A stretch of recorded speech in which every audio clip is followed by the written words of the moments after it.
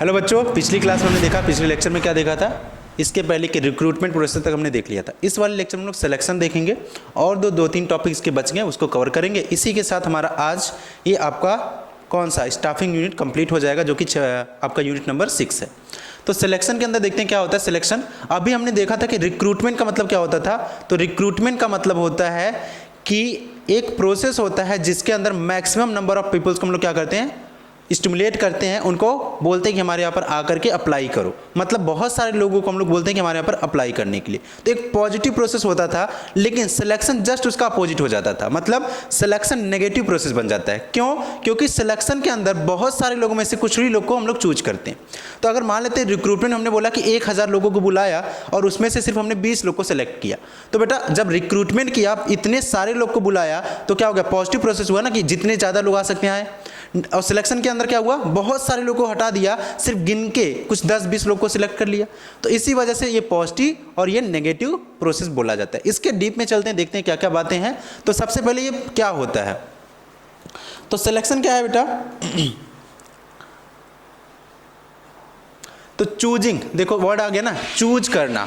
तो choosing the best candidate from the pool of applicants. हम लोगों ने वहां पढ़ा था कि रिक्रूटमेंट का मतलब होता है a large number of pool of candidates. मतलब बहुत बड़ा पूल कैंडिडेट्स का खींचा जाता है। और यहाँ पर बोला है जो पूल आई हुई है, जो बहुत सारे लॉट्स के लोग आए हैं, बहुत सारे लोग आए हुए हैं, उसमें से जो एप्लीकेंट्स हैं उसमें से किसी को चूज करना क्या बोला जाएगा, सिलेक्शन बोला जाएगा। Selection means choosing the most suitable candidate from among the available candidate. मतलब जितने कैंडिडेट हैं उसमें से जो बेस्ट है उसको सेलेक्ट करना, उसको चूज करना ही सिलेक्शन बोला जाएगा। ठीक है। फिर आता है सिलेक्शन इज, पहली ही लाइन में देखो क्या बोला, selection is a negative process. Negative process क्यों बोला गया है? सपोज मैंने जो एग्जांपल लिया बेटा, क्या बोला, रिक्रूटमेंट के अंदर क्या बोला जाता है कि जितने लोग आ सके हो आओ। मतलब जितना ज़्यादा लोग आ सकते हैं आए। मैक्सिमम पर्सन्स को हम लोग बुलाते हैं। जैसे ये समझ लो कि जब हम लोग भोज करते हैं, भोज होता है ना, बोलते हैं बहुभोज हो रहा है या फिर ऐसा कुछ, तो उसमें बोलते हैं जितना लोग खा सकते हैं आकर के खा लें। ठीक है। तो वो वाला जब पार्टी चल रहा है तो वो क्या हो गया, रिक्रूटमेंट हो गया। अब सिलेक्शन वाला क्या हो गया, भाई भोज नहीं, शादी ब्याह है, शादी है और उसमें बोलते हैं गिन चुन के बुलाते हैं कि इनको बुलाएं, इनको ना बुलाएं, इनको बुलाएं, इनको ना बुलाएं, तो वो सिलेक्शन हो गया। तो सेम चीज़ यहाँ पर, मतलब जब रिक्रूटमेंट होगा तो बहुत सारे लोगों को बुलाया जाता है और सिलेक्शन के अंदर कुछ गिने चुने लोगों को रखा जाता है, चूज किया जाता है। तो इस वजह से क्या बोला जाता है कि भाई जितने लोग भोज में आते हैं उससे बहुत कम लोग आते हैं, तो ये क्या है, बहुत कम लोगों को यहाँ पर चूज किया जाता है। इस वजह से नेगेटिव प्रोसेस कहा जा रहा है। दूसरा, it is a long process. क्या है, एक लंबा प्रोसीजर होता है। रीजन क्या है, सिलेक्शन के लिए आपने देखा होगा रियल लाइफ में भी होता है कि एग्जाम होता है। जैसे अभी एसयूटी का एग्जाम होगा तो उसमें क्या होगा, पहले आपने एप्लीकेशन फॉर्म भरा, फिर उसमें आपका एग्जाम होगा, एग्जाम के बाद आप पास होंगे कि नहीं होंगे, फिर उसके बाद इंटरव्यू वगैरह होगा, फिर डॉक्यूमेंट वेरिफिकेशन होगा, फिर पेमेंट होगा, तब जाकर के आप कहीं पर आपको यूनिवर्सिटी एलोकेशन चलेगा। तो इतने लंबे प्रोसीजर हो जाता है। तो क्या, सिलेक्शन एक लेंदी प्रोसीजर हो जाता है। Next, it is a systematic process. मतलब one by one step wise बहुत ही सिस्टमेटिक तरीके से चलता है। It is a purposeful activities. Purposeful activities होने का मतलब क्या हो गया, इसके पीछे कोई ना कोई पर्पज होता है, कोई ना कोई इसके पीछे रीजन होता है। ठीक है बेटा। फिर आती है कि it succeeds recruitment and proceeds training. मतलब क्या बोला कि बेटा ये पहले क्या होता है, रिक्रूटमेंट के बाद होता है और ट्रेनिंग के पहले होता है। बात याद रखना। तो क्या बोला, सक्सीड उसके बाद, रिक्रूटमेंट के बाद, प्रीसीड्स उसके पहले, किसके, ट्रेनिंग एंड प्लेसमेंट के पहले। तो याद रखना है क्या कि रिक्रूटमेंट के बाद सिलेक्शन होता है और ट्रेनिंग के पहले ये होता है। इसका मतलब ये हो गया कि सिलेक्शन के बाद क्या आने वाला है, ट्रेनिंग एंड डेवलपमेंट वाले प्रोसेस आएंगे। ठीक है। फिर आगे क्या इसका प्रोसेस है, तो प्रोसेस में क्या, सबसे पहला जो प्रोसेस दिया गया बेटा क्या है, receiving end scrutinising the applications. तो क्या बोला, जो एप्लीकेशंस आया है उसको क्या करेंगे, देखेंगे, उसको हम लोग क्या करेंगे, रिसीव करेंगे और अपने पास में रख लेंगे। स्क्रूटिनाइज करने का मतलब छटनी करना, छाटेंगे।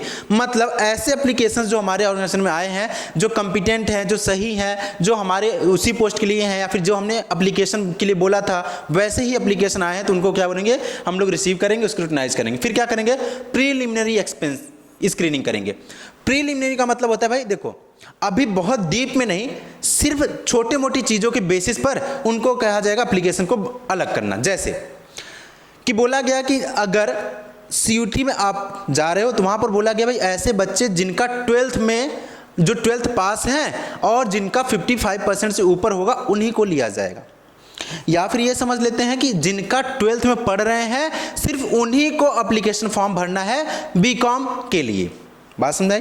अब आया क्या यहाँ पर, एक प्रीलिमिनरी स्क्रीनिंग कैसे करेंगे। यहाँ पर जिन एप्लीकेंट्स का क्लास 11th में होंगे उनको हटा देंगे, ऐसे एप्लीकेंट्स जो MCom में कर चुके होंगे उनको हटा देंगे, ऐसे एप्लीकेंट्स जिनका BCom में एग्जामिनेशन चल रहा होगा उनको हटा देंगे। तो ये क्या बोला है कि भाई जब हमारी प्रीलिमिनरी मतलब एक नज़र देखा, एक छोटी सी बात, छोटी छोटी चीज़ों को हमने डिफाइन कर दिया, उसके बेसिस पर सबसे पहले हटा दिया, जिससे एक बड़ी भीड़ खत्म हो जाती है। आपने एग्जाम्स में सुना होगा UPSC वगैरह के एग्जाम में कि वहाँ पर प्री होता है फिर मेंस होता है। प्री के अंदर क्या करते हैं, प्री के अंदर नॉर्मल सी बात होती है कि ऐसे लोग को हटा देना जो कि अनइंटरेस्टेड पर्सन है, जो इनको इंटरेस्ट नहीं है, सिर्फ ऐसे ही फॉर्म भर दिया कि चलो भर देते हैं हो जाएगा तो ठीक है, नहीं ऐसा करके जब होता है तो वहां पर क्या बोलते हैं बेटा, प्रीलिमिनरी स्क्रीनिंग चल रही है। नेक्स्ट, अब प्रीलिम के बाद क्या करेंगे, सिलेक्शन टेस्ट। क्या होगा, टेस्ट लिया जाएगा प्रॉपर तरीके से, रिटन टेस्ट होगा, ठीक है।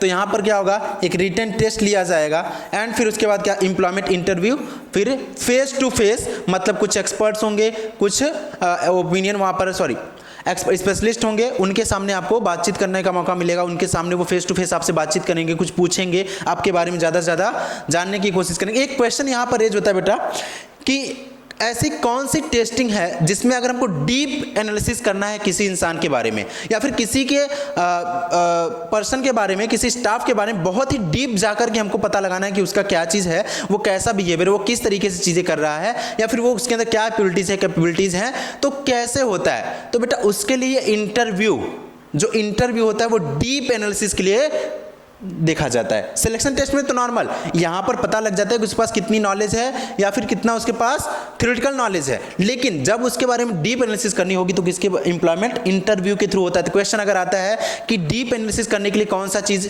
ज़्यादा इंपॉर्टेंट होता है, तो इंटरव्यू ज़्यादा इंपॉर्टेंट होता है सिलेक्शन से, टेस्ट से ज़्यादा।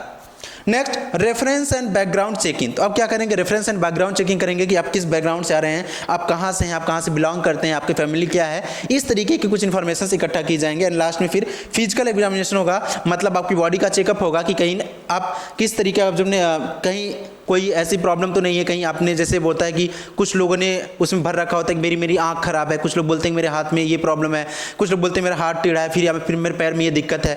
अब सोचो अगर ये ना किया जाए तो कैसे पता लगे भाई उन्होंने जो इन्फॉर्मेशन दिया वो सही है, क्योंकि सर्टिफिकेट तो कोई भी बना सकता है, फ्रॉड करके किसी भी तरीके का हमको गलत सर्टिफिकेट बनाया जा सकता है ना। लेकिन अब क्या करेंगे, जब फिजिकल एग्जामिनेशन होगा तो वहाँ पर फिजिकली वो क्या करेंगे, वहाँ की मेडिकल टीम, डॉक्टर्स आपको चेक करेंगे, तो वहाँ पर पता लग जाएगा भाई आपने जो चीज़ें उसमें लिखी थी अकॉर्डिंग टू उसके आप मैच कर रहा है कि नहीं। अगर नहीं होगा तो फिर वहीं से आपको हटा दिया जाएगा। फिर नेक्स्ट आता है सिलेक्शन डिसीजन। अब उसके बाद क्या लिया जाएगा, सिलेक्ट किया जाएगा, सिलेक्शन का डिसीजन लिया जाएगा एंड जैसे आपको सेलेक्ट कर लिया जाएगा, नहीं आप एकदम कॉम्पिटेंट है हमारे ऑर्गेनाइजेशन के लिए, फिर उसके बाद क्या हो जाएगा, आपको जॉब ऑफर दिया जाएगा, जॉब दिया जाएगा, भाई आप आकर के काम करो, आपको ऑफर दिया जाएगा, आप कम करना चाहते हो कि नहीं। सोचो इतना कुछ होने के बाद भी अभी आपको ऑफर दिया गया है, अभी ये मत समझना कि जॉब मिल गई। जॉब ऑफर का सिर्फ इतना सा मतलब है कि उन्होंने आपसे पूछा है कि क्या आप हमारी कंपनी में इंटरेस्टेड हैं, एक रिटन फॉर्म में, उसको बोलते हैं जॉब ऑफर। अब जॉब ऑफर होगा तो फिर आप क्या करोगे, एक्सेप्ट करोगे उनके ऑफर्स को, आप एक्सेप्ट करोगे तो क्या बन जाएगा, आपके बीच में एग्रीमेंट बनेगा, और जब वो एग्रीमेंट बाय लॉ आप साइन कर दोगे और उधर से भी साइन हो जाएगा, तब वो क्या बन जाएगा, कॉन्ट्रैक्ट बन जाएगा। तो बोलेंगे क्या, कॉन्ट्रैक्ट फॉर एम्प्लॉयमेंट, तब बनेगा। एंड फिर क्या हो जाएगा, जैसे ही कॉन्ट्रैक्ट होगा उसके बाद क्या हो जाएगा, प्लेसमेंट, मतलब आपको पोजीशन पर, जिस पोजीशन के लिए सेट किया गया था, जिस पोजीशन पोस्ट के लिए बुलाया गया था वहां पर रख दिया जाएगा। और फिर ओरिएंटेशन, मतलब जॉब से आपको रूबरू कराया जाएगा, जॉब के रिलेटेड सारी चीजें आपको बताई जाएंगी। लास्ट में इवैल्यूएशन चलेगा आपका कि आप कैसा काम कर रहे हो। और यही जब हमने पीछे पढ़ा था परफॉर्मेंस अप्रेजल, तो परफॉर्मेंस अप्रेजल इवैल्यूएशन के अंदर ही आ जाता है। ठीक है बेटा, तो ये रहा इसका प्रोसेस जिसके अंदर इतनी सारी चीजें होती हैं। ठीक है, अब आइए इसमें देखते हैं कुछ अगर ऐसा है जो छूट गया तो देखते हैं उसमें क्या क्या चीजें हैं। तो successive stage in the selection process, तो बोला प्रीलिमिनरी स्क्रीनिंग, इसमें क्या होता है, helps the managers to eliminate the unqualified और अनफिट जॉब सीकर्स। तो अनक्वालिफाइड और अनफिट जॉब सीकर्स को हटा दिया जाता है on the basis of application form में जो इन्फॉर्मेशन दिया उसके अकॉर्डिंग, जैसा मैंने आपको बताया। दूसरा, टेस्ट के अंदर बहुत सारे टेस्ट होते बेटा, ये याद रखना कौन सा टेस्ट किस वजह से होता है, ये हमने यहां पर आपको बता रखा है।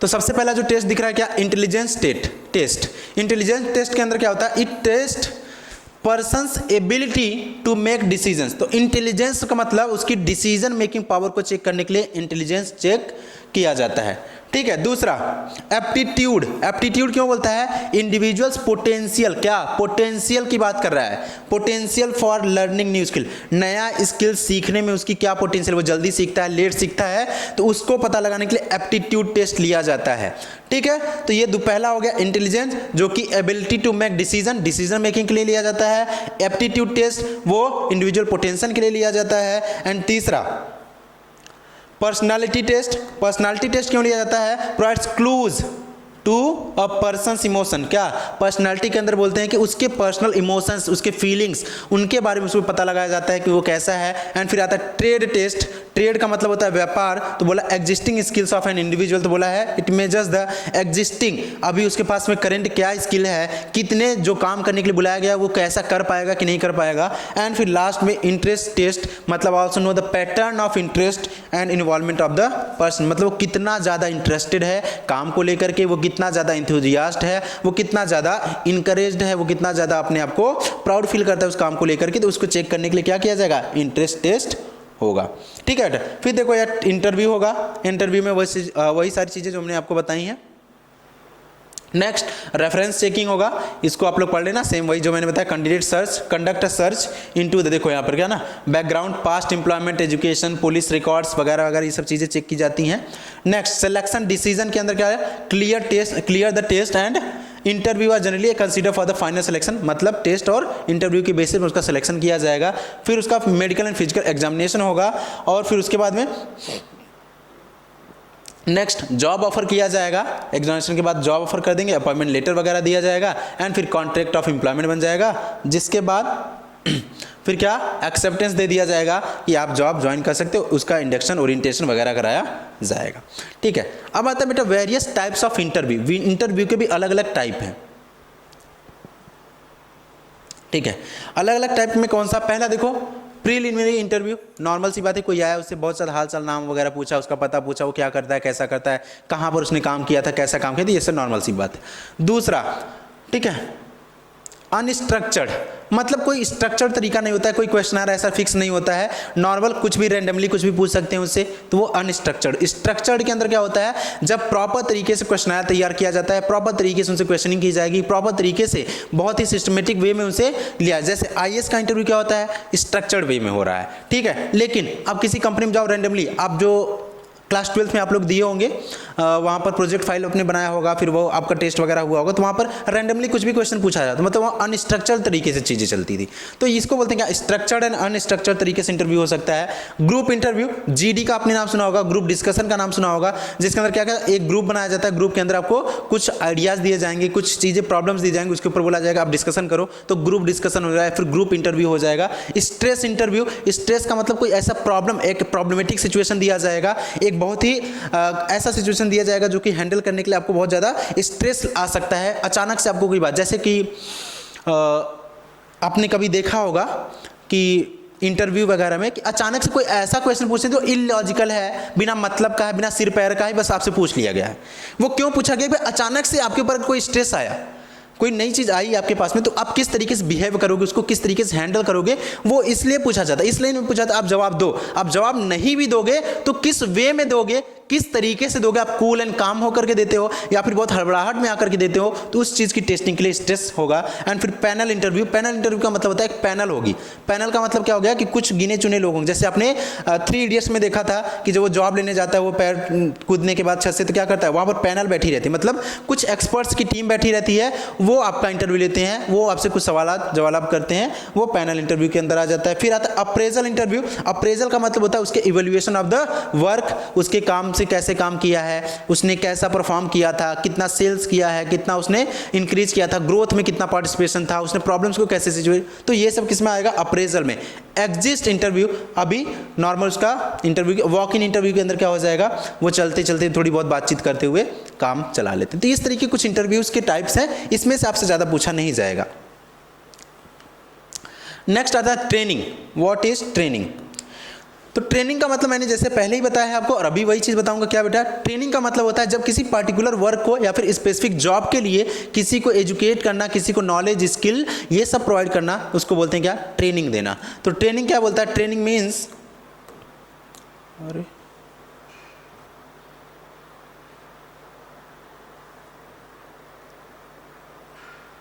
ठीक है, तो training means learning a new skill and art of doing. तो कोई नई स्किल या फिर कुछ करने का नया तरीका सीखना। It is a process of skill development. किसका प्रोसेस है? स्किल डेवलपमेंट का प्रोसेस है। Process of increasing efficiency and effectiveness, उसकी वजह से होता है। Process of knowing how to do in the better way, किस तरीके से बहुत ही अच्छे तरीके से कोई काम कर सकते हैं, उसको सीखना। तो ट्रेनिंग इज द एक्ट, एक एक्ट है ऑफ इंक्रीजिंग द नॉलेज को बढ़ाने का, स्किल्स को of an employees for doing a particular word. याद रखना बेटा, ट्रेनिंग के अंदर हमेशा एक पार्टिकुलर जॉब के लिए, पार्टिकुलर काम के लिए ही आपको चीज़ें सिखाई जा रही हैं। नेक्स्ट, कैरेक्टरिस्टिक कौन कौन से होते हैं? तो पहला कैरेक्टरिस्टिक क्या है? Training is a process of learning. किसका प्रोसेस है? सीखने का एक प्रोसेस है। मतलब ट्रेनिंग के अंदर ऐसा नहीं कि आप कुछ बैठे रहे होंगे, इसके अंदर हर पल हर टाइम कुछ ना कुछ आपको सीखना पड़ेगा, किस तरीके से चीज़ें चलती हैं, किस तरीके से काम हो रहा है, वो सारी चीज़ें सीखनी पड़ेंगी। दूसरा, कॉन्टिन्यूअस एंड सिस्टमेटिक। क्या है? एक कॉन्टिन्यूअस, लगातार चलने वाली प्रक्रिया है। लगातार आप कुछ काम करोगे, फिर उसमें नई चीज़ें आ जाएंगी, फिर आपको सिखाई जाएंगी। तो एक लगातार चलने वाली प्रक्रिया सिस्टमेटिक है, प्रॉपर तरीके से होती है, 1 by 1 होती है। जैसे जो पायलट होते हैं, पायलट को भी तो ट्रेनिंग दी जाती होगी। तो अब पायलट को थोड़ी ना पहले ले जाकर जाओ, पहले दिन उनको जहाज में बिठा दिया, जाओ उड़ाओ यात्री के साथ में, ऐसा नहीं होगा। पायलट वाले को क्या किया जाता होगा? एक उनको वेस्टिबल ट्रेनिंग की जाती होगी, प्रॉपर उसी तरीके कंडीशन दिए जाते हैं, उसी तरीके का इक्विपमेंट होता होगा, एक डमी छोटा जहाज होता होगा। इस तरीके से वहाँ पर ट्रेनिंग प्रोवाइड करते हैं। ठीक है, तो उसको क्या बोलेंगे हम लोग?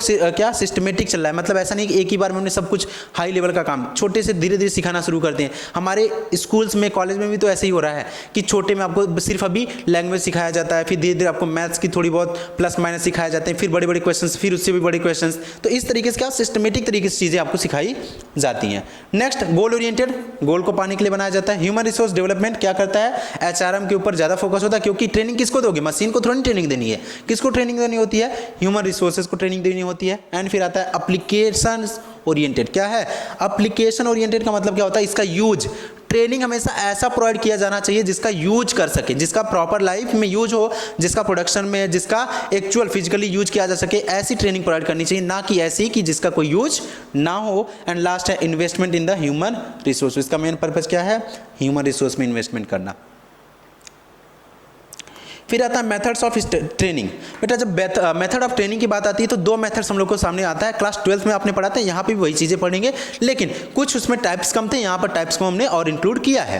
ट्रेनिंग 2 टाइप्स में, एक तो ऑन द जॉब, दूसरा of the job. On the job की मतलब होता है कि जब आपको वर्क प्लेस पर, ठीक उसी प्लेस पर जहाँ पर काम चल रहा है, एक्चुअल वर्क परफॉर्म किया जा रहा है, उस जगह पर सिखाया जाए, तो वहाँ पर क्या होता है बेटा? उसको बोलते हैं on the job training. Of the job training क्या होती है? ऐसा आपको सिखाना जब ट्रेनिंग देते हैं क्या वर्क प्लेस से अलग जगह पर। अब ऐसा कैसे कैसे ऑर्गेनाइजेशन हो सकता है? किस प्लेस पर? देखो, अगर कोई कॉस्टली नहीं है, कोई सस्ते काम है, तो जिसमें बहुत ज़्यादा लॉस नहीं होता है, बहुत ज़्यादा आपको नुकसान होने के चांसेस कम होते हैं, तो वहाँ पर आपको क्या करते हैं? वर्क प्लेस पर करा सकते हैं। लेकिन कोई ऐसा काम जहाँ पर बहुत ही कॉस्टली है, जैसे अभी जहाज़ का हमने एग्जांपल लिया, एरोप्लेन का लिया, मिसाइल्स का लिया, या फिर रॉकेट्स वगैरह का लिया, या फिर कोई बहुत एटॉमिक एनर्जी के प्रोजेक्ट्स वगैरह, वहाँ पर ट्रेनिंग करने के लिए आपको नहीं ले जाएगा वर्क प्लेस पर। क्यों? क्योंकि बहुत ही कॉस्टली है, हजार्डियस है, डेंजरस है, और प्लस बहुत ही बड़े इंपैक्ट उसके हो सकते हैं। तो ऐसी चीज़ों को सिखाने के लिए आपको हमेशा ऑफ द जॉब ट्रेनिंग कराई जाएगी। लेकिन ऐसी चीज़ें जो नॉर्मल है, बहुत ही रिलेटेबल है, बहुत ही नॉर्मल है, उसके होने या ना होने से बहुत ज़्यादा फर्क नहीं पड़ता है, और ईजिली सीख सकते हैं, उससे नुकसान होंगे, अगर कुछ टूटता फूटता भी बहुत ज़्यादा नुकसान नहीं होगा, लॉस कम होगा, तो और एक साथ कई सारे लोग को सिखा भी सकते हैं, तो वहाँ पर ऑन द जॉब ट्रेनिंग हो जाएगी। जैसे एग्जाम्पल लिया जाए, कि अगर ऑन द जॉब ट्रेनिंग में क्या क्या सीख सकते हैं, तो पेंटिंग का काम हो गया। पेंटिंग अगर आपसे करा रहे हैं तो पेंटिंग तो नॉर्मल बहुत ज़्यादा उसमें नुकसान नहीं हो सकता है फिजिकली, ना आपको नुकसान होगा ना ऑर्गेनाइजेशन को। या फिर कोई ऐसा मशीन वगैरह बनाना है तो नॉर्मल मशीन आपको वहाँ पर ले जाकर दिखाया जाएगा मशीन कैसे बन रहा है, ठीक है। ये अगर इंजन वगैरह है उसको बनाने का काम, ठीक है, वो सारी चीज़ें कर सकते हैं। या फिर इसके अलावा बहुत सारे ऐसे काम हैं जो उनको सिखा सकते हैं वर्क प्लेस पर, ठीक है। तो बोलते हैं भाई दो तरीके का काम होता है, एक तो ऑन द जॉब, दूसरा ऑफ द जॉब होता है। दोनों को अलग अलग तरीके से सिखाया जाता है, ठीक। फिर आते हैं देखते कैसा। तो ऑन द जॉब ट्रेनिंग का मतलब क्या होता है, लर्निंग बाय डूइंग। जब काम को लर्न किया जाए बाय डूइंग, कर करके सीखा जाए तो उसको बोलते हैं क्या, learning by doing. Common training techniques कौन कौन सी होती हैं ये ध्यान रखना है। तो पहला अप्रेंटिसशिप प्रोग्राम्स। देखो ऑन द जॉब ट्रेनिंग की बात की थी ना, अप्रेंटिसशिप किसके अंदर, प्लम्बर के साथ में जो छोटू होता है। मतलब क्या बेटा, जो प्लम्बर है उसके साथ में क्यों वो छोटा लड़का लगा हुआ है, या फिर उसके साथ में जो वर्कर्स लगे थे, को वर्कर्स लगे थे, क्या वो सीखने की कोशिश करते हैं ना। वो बोलते हैं शुरू में, आपने देखा होगा आपके घर में अगर कभी पेंटिंग वगैरह हुई हुई तो जो मेन पेंटर होते हैं वो सबको बताते हैं इतना पेंट मिलाओ, उसमें इतना ये मिलाओ, इतना मिलाओ, फिर ऐसे पेंट करो, इतनी बार करो, इतने कोट लगाओ। तो क्या करे, वो ऑन द जॉब ट्रेनिंग करवा रहा है, ठीक है। तो यहां पर इस तरीके से हो गया। दूसरा अप्रेंटिसशिप मतलब होता है कि आप जब जा करके काम को सीखते हैं। आपने सुना भी हो कि मेरे भैया, मेरे दादा, चाचा, चाची, ऐसे लोग सुनते हैं ये अप्रेंटिसशिप पर गए हैं। मतलब क्या, वो काम को सीखने गए हैं वर्क प्लेस पर, ठीक है। फिर आता है on the specific job training. क्या, स्पेसिफिक जॉब, किसी एक काम को सिखाने के लिए जब आपको बुलाया जाए, उसको बताया जाए। जैसे कंप्यूटर का अगर कोई काम है तो कंप्यूटर पे सिखाने के लिए क्या किया जाता है, आपको कंप्यूटर पे बिठाया जाता है, तो वो क्या ऑन द जॉब ट्रेनिंग करवाई जानी चाहिए। कोचिंग, कोचिंग का मतलब होता है कि जब किसी को डायरेक्टली आप कोच करते हो, उनको सिखाते हो। जैसे आपने क्रिकेट की कोचिंग देखी होगी, सिंगिंग की कोचिंग, डांस क्लास की कोचिंग करते होगे आप लोग। तो क्या होता है, आप वर्क प्लेस पर जाकर के सीखते हो। ऐसा नहीं कि दूर से बैठे बैठे सीख रहे हो, आपको वर्क प्लेस पर जाना पड़ता है, वहाँ पर सीखते हो, फिजिकली प्रेजेंट होना पड़ता है। तो वो ऐसी ट्रेनिंग्स को यहाँ पर बोला कोचिंग करना, तो ये ऑन द जॉब हो जाएगा। नेक्स्ट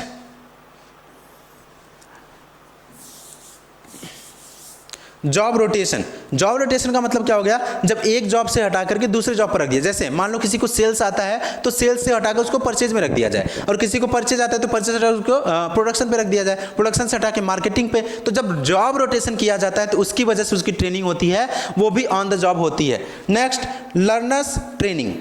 लर्नर्स का ट्रेनिंग मतलब होता है खुद वो सीख रहे हैं, देख करके सीखते हैं, खुद सीखते हैं, तो उसको बोलते हैं on the job. Creation of assistant position. Assistant professor आपने सुना होगा, बोलते हैं भाई प्रोफेसर है, उसके नीचे असिस्टेंट प्रोफेसर होते हैं, उसके नीचे गेस्ट लेक्चरर वगैरह होते हैं। तो मतलब क्या हो गया, एक्चुअली वही प्रोफेसर नहीं बने, लेकिन उस असिस्टेंट है, उनको सहायक है, तो वो धीरे धीरे करते करते प्रोफेसर बन जाते हैं, ठीक है। तो बोलते हैं क्या, असिस्टेंट की तरह जब सिखाया जाता है आपको, तो वहां पर होता है। Next temporary promotion. कुछ टाइम पीरियड के लिए आपको बड़े पोस्ट पर भेज दिया जाता है जिससे आप उसके काम सीख सको, फिर आप आकर के वहीं पे काम करते हो। धीरे धीरे ऐसे 4-5 बार आपके साथ किया जाता है जिससे आप सीख जाओगे, और जब आप अच्छे तरीके से सीख जाते हो फिर आपको वहां पर प्रमोट कर दिया जाता है। तो कुछ ये तरीके हैं ऑन द जॉब ट्रेनिंग के। नेक्स्ट आता है ऑफ द जॉब मेथड्स में कौन कौन सी चीजें आती हैं। तो पहला वेस्टिबल ट्रेनिंग होता है। वेस्टिबल ट्रेनिंग का मतलब होता है जैसा वर्क प्लेस है हूबहू सेम वैसा ही वर्क प्लेस जब दूसरी जगह पर क्रिएट किया जाए तो बोलते हैं वेस्टिबल ट्रेनिंग करना। जैसे एग्जांपल में जब कोई चांद पे जाने वाला होता है, कोई दूसरे स्पेस में जा रहा होता है, तो अब क्या करते हैं जो हमारे ट्रेनिंग उनको कैसे प्रोवाइड करते हैं, तो सेम चांद का जो इन्वायरमेंट है, जैसा वहाँ पर मूवमेंट करना है, जिस तरीके से करना, आप मूवी भी देखे होंगे कि उनको ट्रेन किया जाता है अर्थ पे ही वैसा माहौल बना करके, वैसा इन्वायरमेंट क्रिएट करके, वैसे ही डेंसिटी, वैसे उनका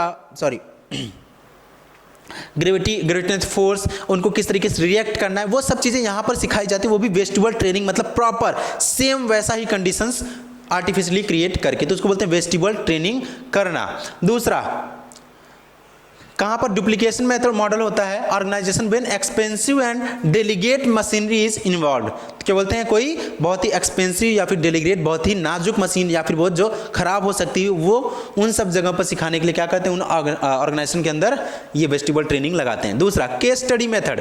केस स्टडी का मतलब होता है कि आपको कोई केस दे दिया, आपको कोई प्रॉब्लम दे दिया, आपको कोई काम दे दिया, आप उसको सॉल्व करते हैं, धीरे धीरे सीखते चले जाते हैं, तो उसको बोलते हैं केस स्टडी। जैसे हो गया कि आपने मूवी में देखा होगा कि एक पुलिस ऑफिसर रहता है या फिर कोई एक जासूस रहता है, वो अपने कलीग को कुछ नहीं बताता, उसको बताता है कि ये ऐसे करना है, इसको कर देना। वो जाता है, भाई उसको पता नहीं, पहले बार उसको लगता है बड़ा आसान होगा, फिर उसको बड़ा मुश्किल लगने लगता है, फिर नहीं कर पाता है, फिर वो ऐसे फिर दोबारा जाता है करने। तो इस तरीके से क्या उसको एक्चुअल काम क्या करते हैं, केस दे दिया, मतलब मेन केस से पहले एक छोटा सा केस दे दिया सॉल्व करने के लिए, जिससे ये पता लग सके, ये सीख सके कि किस तरीके से वो काम करेगा। तो उसको केस स्टडी बोलते हैं, जब एक्चुअल प्रॉब्लम्स उनको थोड़ी बहुत दी जाती है। रोल प्लेइंग का मतलब होता है जब किसी अलग अलग रोल में आपको काम करवाया जाए, कभी आपको मैनेजर, कभी आपको अलग अलग मैनेजर वर्कर्स के रूप में, कभी आपको टॉप लेवल, कभी मिडिल लेवल पर, इस तरीके से आपको बनाया जाए कि भाई आप अपने आप को फील करो कि आप ऐसे ही हो। जैसे मूवीज़ वगैरह में तो रोल प्लेइंग होता है ना, अलग अलग रोल, कभी उनको राजा, कभी भिखारी, कभी मॉडर्न मिडिल क्लास, कभी हाई क्लास, कभी लोअर क्लास। तो अलग अलग रोल की वजह से क्या हो रहा है, उनका ट्रेनिंग हो जाता है, वो ऐसा ही एक्ट करने लगेंगे। ठीक है, तो वो चीज़ वो सीख जाएंगे। तो रोल प्लेइंग के अंदर हो गया। लेक्चर मेथड, कि जैसे मैं बोल रहा हूँ या फिर आपकी क्लास में होते हैं, आते हैं टीचर्स, पढ़ाते हैं, चले जाते हैं, ऑन द जॉब ट्रेनिंग में होता है, लेक्चर्स प्रोवाइड कर देते हैं। कॉन्फ्रेंस मेथड, कॉन्फ्रेंस का मतलब होता है जब कुछ सारे लोग जो बहुत ही ज्ञानी लोग नहीं हैं लेकिन नॉर्मल अपने फील्ड में एक्सपर्ट्स हैं, उन लोगों को बुलाया जाता है, उनके कॉन्फ्रेंस कराए जाते हैं, उसमें मीटिंग कराई जाती है। जैसे आपने G20 कॉन्फ्रेंस या फिर मीटिंग सुनी होगी, तो वहाँ पर क्या बड़े बड़े बुद्धिजीवी लोग को बुलाया जाता है कि किस तरीके से ग्लोबल जो मीटिंग चल रही है, ग्लोबल जो वार्मिंग हो रहा है, वो उसको कैसे सॉल्व किया जाए, उस तरीके से मीटिंग कराना, तो उसको बोलते हैं कॉन्फ्रेंस को लाना। एंड फिर आता है सेंसिटिविटी ट्रेनिंग कराना। सेंसिटिविटी मतलब किस तरीके से रिएक्ट करना है, कैसे करना है, वो सब चीज़ें आपको सिखाई जाती हैं।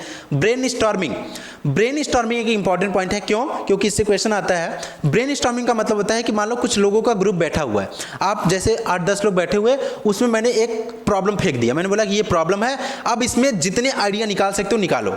मतलब 10 लोग बैठे हैं, मैंने एक प्रॉब्लम बताया, तो हो सकता है 10 के दिमाग में अगर 10 प्रॉब्लम आ गए तो कितने प्रॉब्लम सॉल्यूशन हो गए? 100। अगर एक होता तो उसके दिमाग में 1 या 2-3 आता, लेकिन वो सुन कर क्या कर रहे हैं, 100 प्रॉब्लम्स के सॉल्यूशन निकल के आ रहे हैं। तो ब्रेन स्टॉर्मिंग का मतलब होता है उसको खगोलना। तो क्या कर रहा है वो कि एक प्रॉब्लम दे दिया और उससे बहुत सारे आंसर्स, बहुत सारे आइडियाज जानने की कोशिश करना, ये भी एक मेथड होता है। मैनेजमेंट गेम्स, तो अलग अलग गेम्स कराना, अलग अलग तरीके के फिल्म्स दिखाना, मूवी वगैरह दिखाना। एंड कंप्यूटर मॉडलिंग, कंप्यूटर में उनको दिखाना 3D इफेक्ट वगैरह की बिल्डिंग, जैसे होता है कि ये ज़्यादातर इंजीनियरिंग वर्क्स में होता है, इंजीनियर कैसे 3D बिल्डिंग्स बना रहे हैं, किस तरीके से डिज़ाइन बनाते हैं, तो वो सब कंप्यूटर मॉडलिंग में होता है। एंड फिल्म्स वगैरह दिखाना कि मूवी में दिखाना किस तरीके से आपको जाता है। जैसे ऑपरेशन, मिलिट्री में जब ऑपरेशन होना होता है तो वो दिखाते हैं किस तरीके से आपको जाना है, कहाँ पर रुकना है, तो वो फिल्म्स वगैरह के थ्रू आपको ट्रेनिंग करा रहे हैं। तो ये प्रॉपर क्या होता है, ऑफ द जॉब ट्रेनिंग के अंदर आती है।